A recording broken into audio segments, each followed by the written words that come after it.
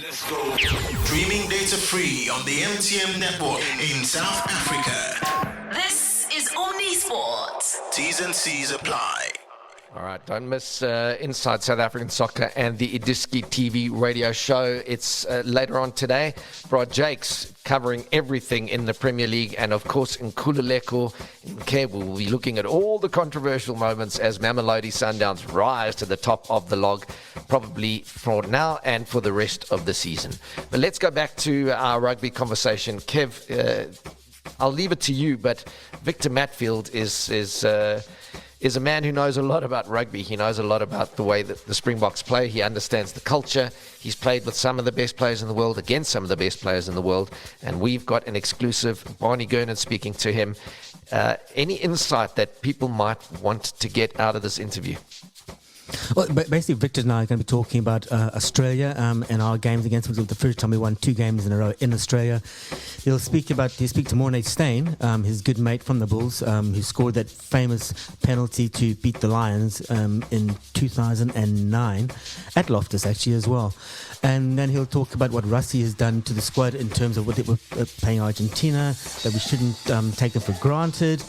And the one thing, I saw him, he got goosebumps talking about Eben Etzebeth equaling his record as the most capped player for South Africa. So that'll happen this weekend if Eben comes off the bench. But yeah, so I think he starts talking about the Springboks 2 matches in a row against Australia. It's something I've been working towards for very many, many years. And how did Rassie get it right? Here's what Victor had to say. I'm a Springbok fan. If you just look at what this team has done in the last few years, I mean, being double World Cup champions, having been so far unbeaten in this rugby championship, going over to Australia, beating them twice, beating New Zealand twice in South Africa, it's just unbelievable. And to see the youngsters coming through as well. I mean, going over to Australia, we said it, we don't have the best record over in Australia.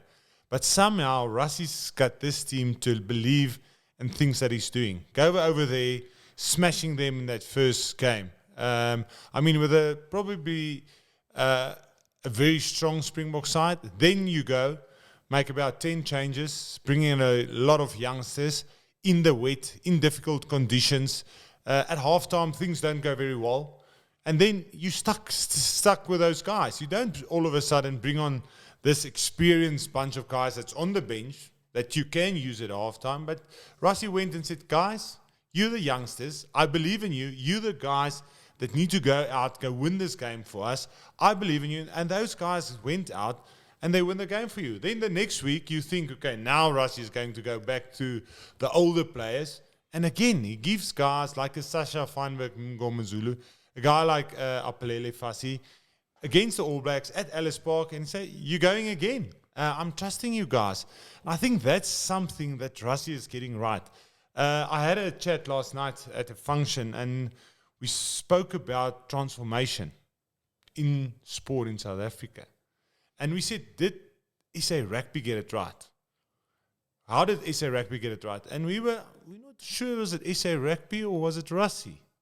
Because Rassie came in 2017 and we were in shambles. Yeah. SA Rugby was in shambles. Yeah. He came in and appointed Siya Kolisi as his captain. At that stage, there was a lot of people that weren't sure, should Siya be in this team? Is he the best open side flank in South Africa? Is he the best captain? He wasn't even the captain of Western Province at that time.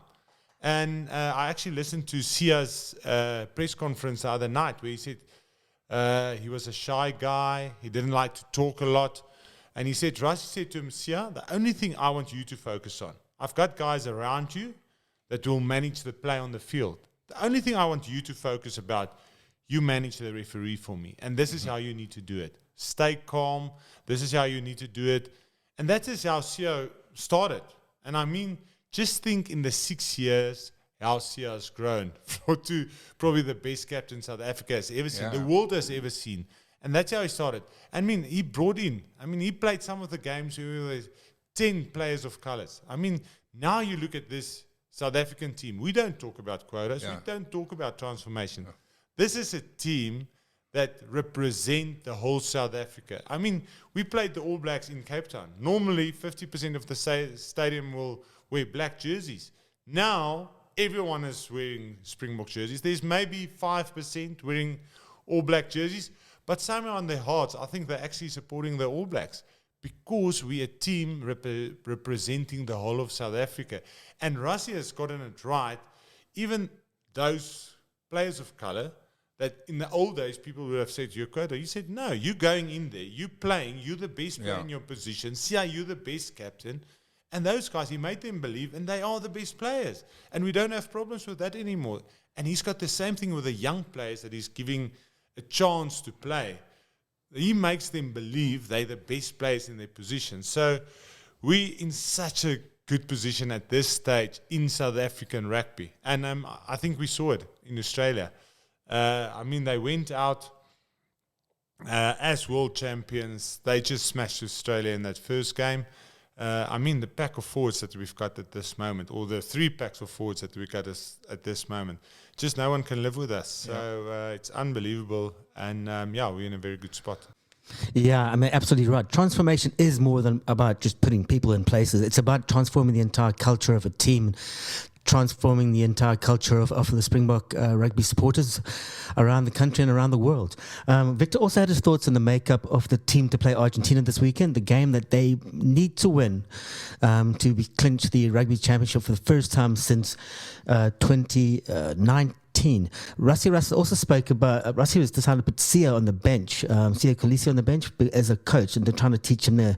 And Victor had this to say about that. We're in such a good position at this moment with the depth that we've got. Is like every week when we pick the team, I think, isn't this the best team we've picked the whole year? And if you go through this pack that we've picked, you go with Ox, go with Malcolm Marx, Thomas du Toit.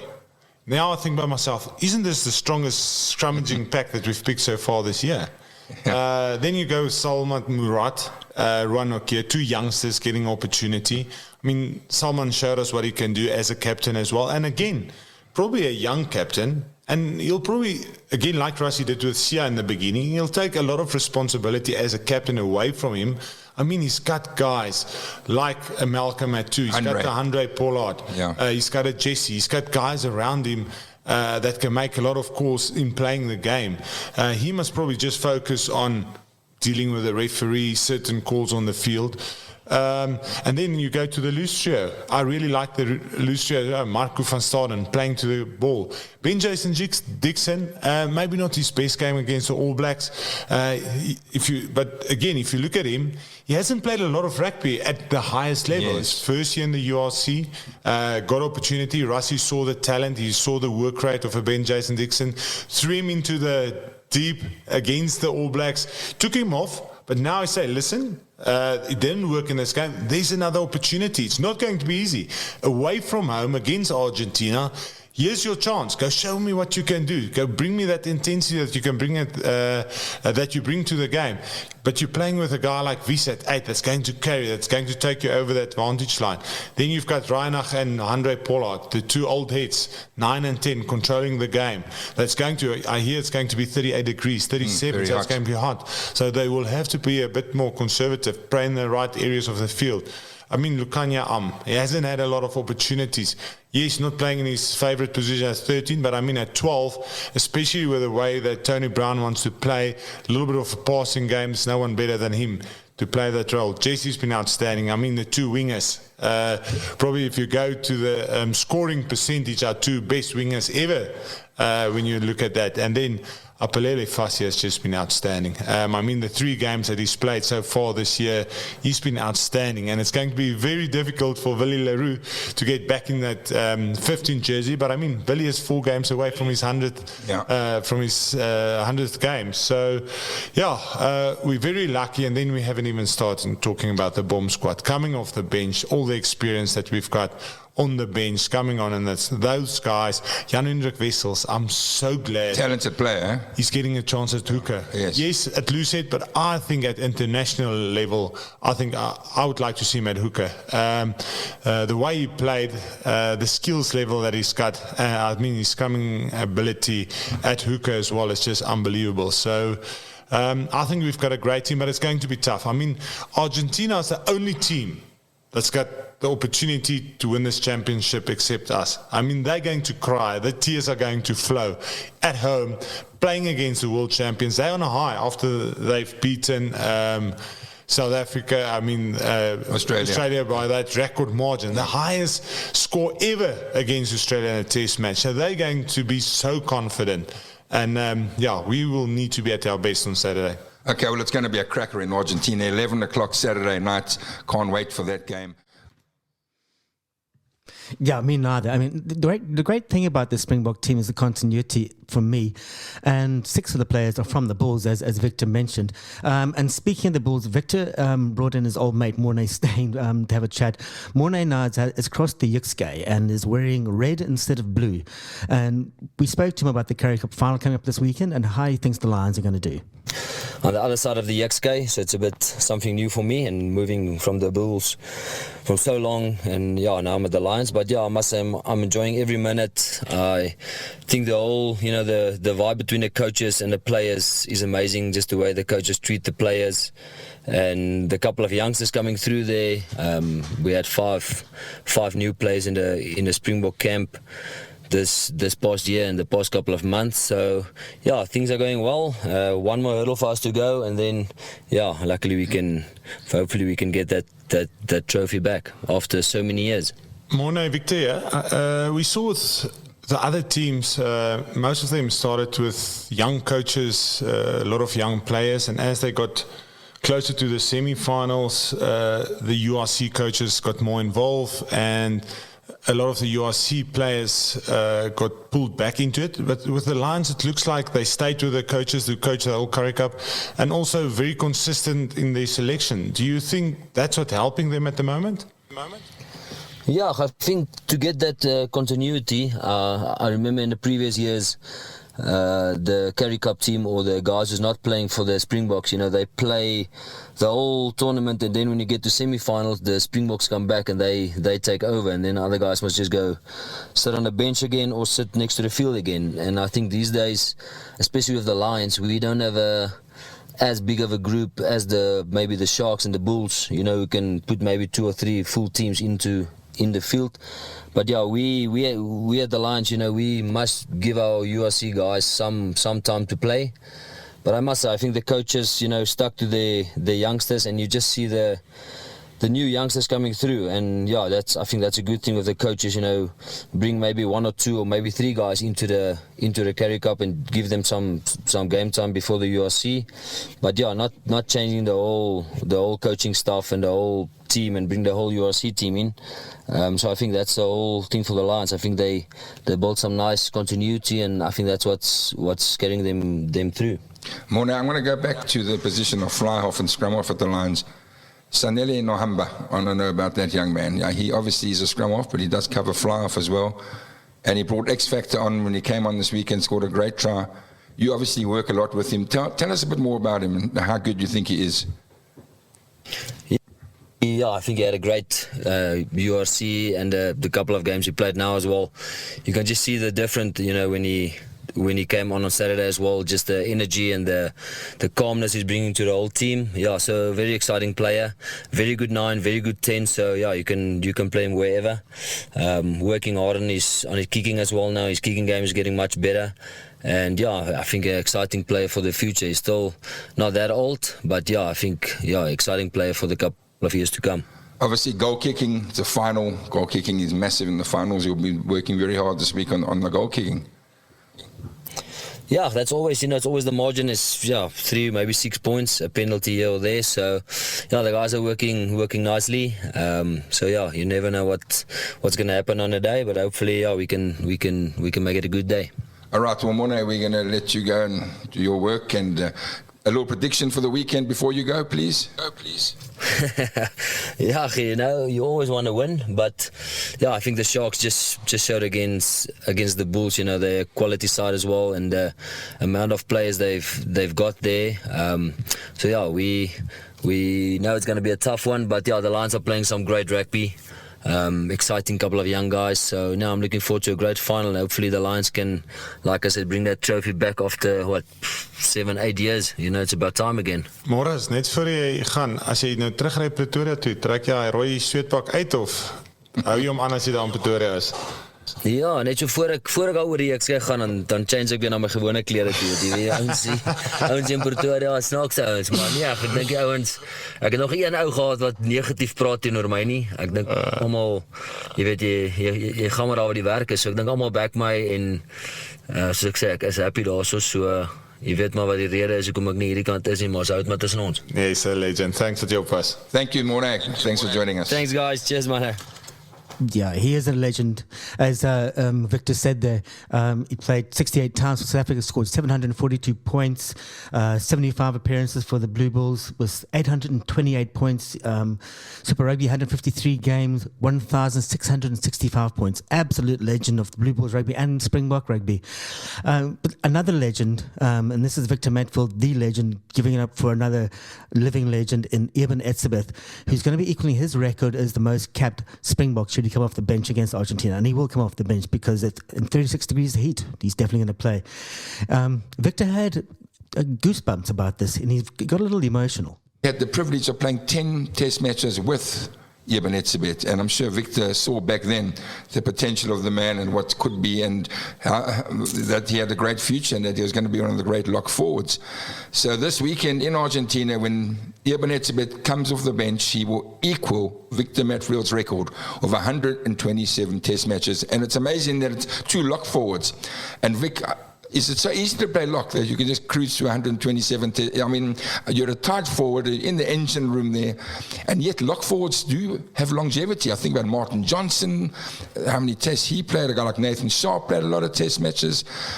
Just going back in time, there's always been, I mean, in the old days, Rick Dupree used to be the most kept Springbok, and he was a lock forward. So what is it about lock forwards and playing so many matches to start off with? Yeah, I think we're just tougher than all the other players. I must say, I think Eben took a little bit more contact than myself throughout his career. So I don't know how he did it. I just jumped up in the air, threw the ball down, didn't make a lot of contact, just put buckies in front of me to do all the hard work. So, but Eben, he doesn't shy away from any contact. So, yeah, he's doing really well. Would you describe Eben Etzebeth as half Victor Matfield, half Bakkies Botha? Because he has got some finesse, he's got some flair, he's got hands as well like you had, and he's as tough as Bakkies in my eyes. Yeah, I think before I get there, it's actually so funny. So in this last 6 months, everywhere we get, and even in our friend circle, everyone always talks about Eben going to catch up with my record and everything. And I've got a little girl that's 10 years old, and I go drop her off at the school every morning. And on the way to the school, there's a billboard with Eben on it. That's something that he's advertising. And I think it's about 2 weeks ago. We were driving up there and the board is off and Eben is not on the board anymore. And my little girl is like, did he retire? Is he finished? He's not playing anymore. Is he not going to break your record, Daddy? And she was very happy about it because she said before she'll tackle him so that he injures his leg as well to stop him as well. And I said, no, they're just replacing him. He's going to break my record by about 30 caps. So she was almost very happy. And now she's very sad that he's breaking it this week. But yeah, I think Eben, really a fantastic player. Barney, to go back, I remember I was on a book launch when I retired the first time, 2011. I think it was the end of 2011 or beginning. I think it was actually beginning 2012. And I went down to Cape Town for one of the dinners with my book launch. And I actually saw Eben play for the first time. He played for Western Province under 19s. And I went to the game and I saw this young kid just running over through people.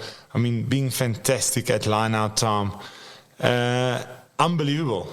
And the evening at the launch, he arrived there with one of my books, asking me to sign the book. And my agent was there, and he said, listen, Eben, we at my house tonight, come have a braai. And Eben actually came over for a braai. And I said to him, listen, Eben, I watched you play this morning. I think you can play for the Springboks within a year. And then he was only playing under 19, and he said, no, I'm only playing under 19, but thank you for believing in me. And the next year, he played his first cap.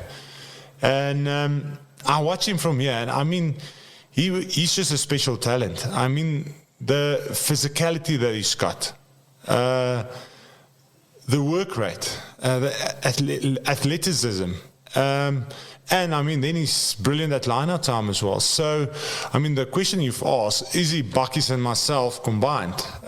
Probably yes. The one thing that he probably can't do is run the line-out, because no one has given him the opportunity. But I think his ability going up in the line-out, he's the guy that's still the most line-out in the Springbok team.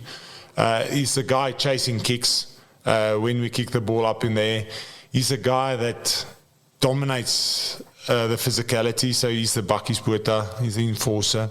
So yes, he's just got everything. A lot of the time when I get to talks, people ask me, who do you pick as your forelock with you?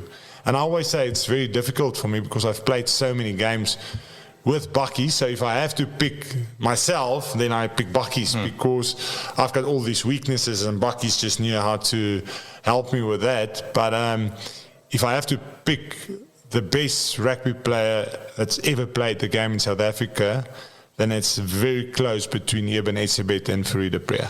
Well, two great players. Do you not find with Eben, when he first came in the scene, opposition players used to try and niggle him because he had a few disciplinary issues, how he's fixed that, how he's become the consummate professional, and he no longer has disciplinary issues, I mean, even though people do try and niggle him? Yeah, so I've mentioned everything now about him, being physical, being the enforcer, being athletic.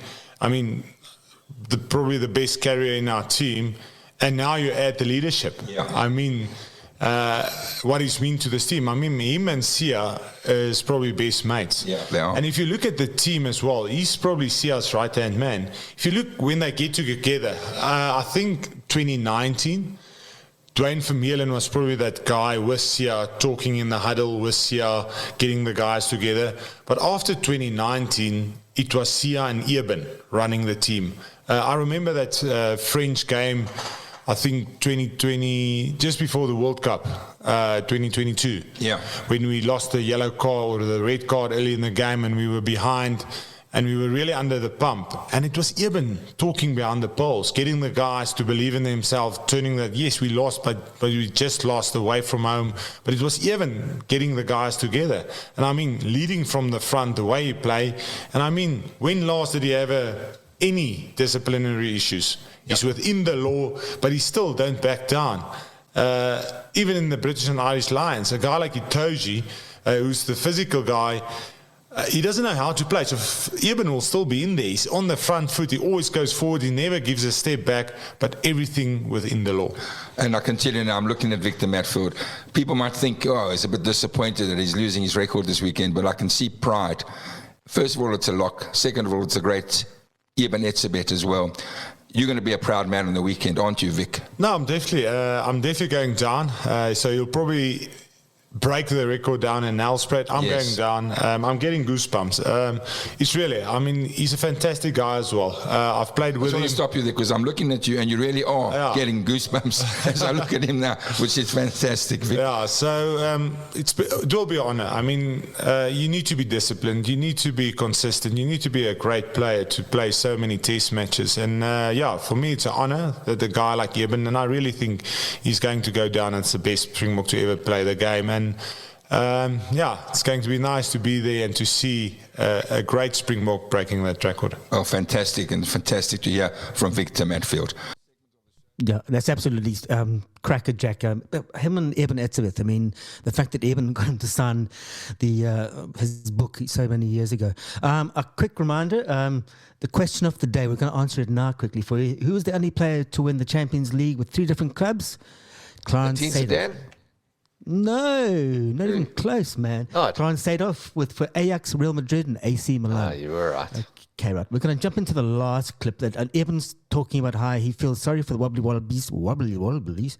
What do you call them? The Wallabies. But he doesn't really feel sorry for them. Unfortunately, I don't think Australia has won it since 2009. Yeah. Or even longer, 2002, I actually think, when George Gregan was still playing. So, Australia has went backward. I help Eddie Jones with Japan at the moment, and we had a long chat about Australian rugby, and he said, exactly what Hansen is saying. He said, there's just no way you can push them. You can't get them to work harder. You can't get them more physical. The moment you push them in trainings, they just get injured or they stop trying. So it's very difficult. And he said that's why he's loving working with Japan, because you can just push them and push them harder, and they just want to give more. And when you walk off the pitch, they want to go back and they want to learn more. And I had the same feeling. We would go through an hour's training session with Japan. I would like say, Eddie, let's just calm down. We have to play a test on Saturday, and then afterwards they'll do extras. And he say you don't get that with Japan. And even you get them only for like 3-4 months, a year, 5 months. Then they go back to the unions and they get softer again because they don't push each other there. So I think it's very difficult for a guy like Joe Schmidt. I mean, fantastic coach. Eddie Jones is one of the best coaches. Hansen, one of the best coaches in the world. Joe Schmidt must be one of the top coaches in the world. And if he doesn't get results, then no one is going to get results. Well, that's what worries me. So unfortunately, there's something else wrong there. Yeah, I mean, to take that score against Argentina, and not taking anything away from Argentina, but they gave up. And I'm worried on Saturday. I mean, this New Zealand side wants to go out and wants to go prove something. And when they get ahead, New Zealand, they don't take the foot off the pedal. They go for the throat. They go for the killing blow. So I think if they get ahead, they open up. And if Australia give up, this can be a massacre on Saturday. Yeah, looks like we think the All Blacks could run all over them this weekend. The All Blacks are very hungry. And you can see against the Springboks at times, the All Blacks are really slick. And you've got to defend very, very well against them, which the Springboks did. But otherwise, they're going to hurt you. And there's no doubt about that. Razor Robinson's going to get their team right. And then we're just going to move on to something, a very interesting thing I heard yesterday, I think it was. The director of rugby at the Free State, at the Cheetahs, is your old mate, Morne Steyn. Doing a good job. I mean, they really picked up their game against the Lions on the weekend, had a good semi-final, and were in contention for a large part of that. But he says he would like the Cheetahs to join Super Rugby. What are your thoughts on that, Vic? Well, I've always said we've got enough players in South Africa to probably have 6 or 7 or even 8 top provincial teams. The one thing we don't have probably is the finance to back that up.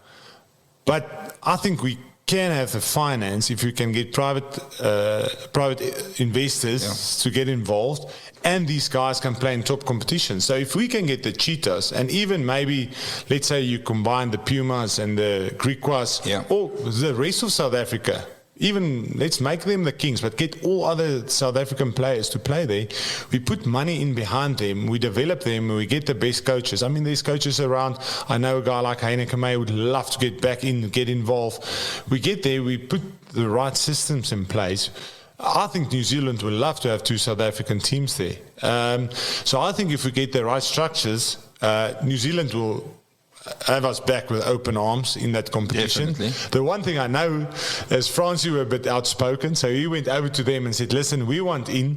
He didn't think about it. He said, we'll pay for our own flights, we'll pay for your flights. And then the next moment he went and had a look at what it will cost us, and he said, oh, damn, I'm going to be in trouble here. I'm going to be bankrupt before the end of the season. So he's actually lucky it didn't work out. But I think, again, if we go out, we plan it well. We work on a great plan, get the right players in, get the right systems in place. I think we've got enough players actually to play in Super Rugby with 2 teams outside of the 4 teams that's playing in the URC. Listen live and on demand. Welcome to Omni Sport.